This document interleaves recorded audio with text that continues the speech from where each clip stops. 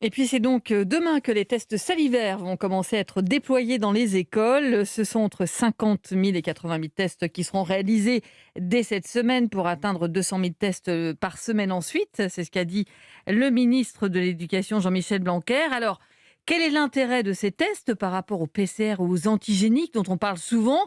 À qui sont-ils destinés? Et puis d'abord, surtout, Jonas Chabas, comment ça va marcher? Eh bien, ça fonctionne exactement comme un test PCR, sauf qu'au lieu de mettre un écouvillon dans le nez des enfants, c'est leur salive qui est testée. À leur arrivée à l'école demain, les élèves devront cracher dans un flacon. L'échantillon est ensuite analysé en laboratoire. Le résultat n'est pas immédiat, il est donné en quelques heures. Ce test est légèrement moins fiable que le PCR fait dans le nez, mais l'est suffisamment à 85% pour être validé par la Haute Autorité de Santé.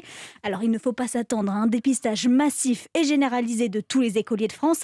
La priorité est donnée aux élèves de maternelle et de primaire pour lesquels on considère qu'un écouvillon dans le nez est très désagréable ou peut faire mal. Le gouvernement veut donc commencer progressivement avec demain les enfants de la zone A comme à Bordeaux, Lyon ou Limoges.